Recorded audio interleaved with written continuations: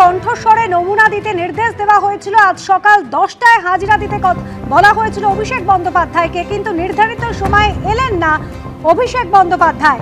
DJ মামলায় গলার স্বরে নমুনা দিতে নির্দেশ দিয়েছিল বিধাননগর আদালতে, কিন্তু এখনো পর্যন্ত অভিষেক বন্দ্যোপাধ্যায় তিনি আসেননি। ময়ূক ঠাকুর চক্রবর্তী আমাদের প্রতিনিধি রয়েছেন আমাদের সঙ্গে। ময়ূক, আদালতের নির্দেশ ছিল কিন্তু পরপর দুদিন হাজিরা দিলেন না অভিষেক বন্দ্যোপাধ্যায়।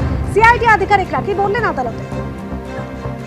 দেখো, ডিজে মামলায় এর আগে অভিষেক বন্দ্যোপাধ্যায়কে বিধাননগর এসিজেএম আদালতে হাজির হয়ে তার কণ্ঠস্বরে নমুনা দেওয়ার কথা ছিল, কিন্তু তিনি সেই রায়কে চ্যালেঞ্জ করে মহামান্য কলকাতা হাইকোর্টের দ্বারস্থ হন। কলকাতা হাইকোর্ট এই গোটা বিষয়ের মধ্যে হস্তক্ষেপ করেনি, উল্টে যে নির্দেশ ছিল সেটাকেই বহাল রেখেছিল।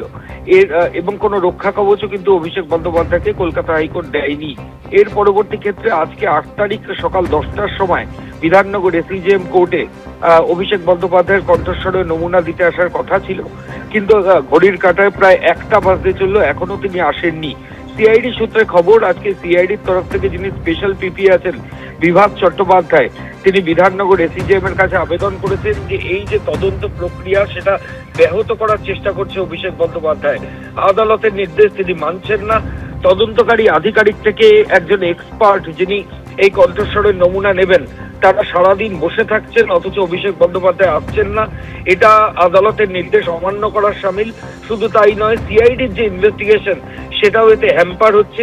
ফলত মহামান্য আদালত অর্থাৎ এসিজেএম আদালত যাতে এই বিষয়ে পর্যবেক্ষণ করে কঠোর পদক্ষেপ নেয়, সেই মোতাবেক আজকে সিআইডির তরফ থেকে স্পেশাল পিপি তিনি বিধাননগর এসিজেএম এর কাছে আবেদন জানিয়েছেন। যেহেতু পরপর দুদিন কণ্ঠস্বরের নমুনা দিতে আসার কথা থাকলেও অভিষেক বন্দ্যোপাধ্যায় আসেননি।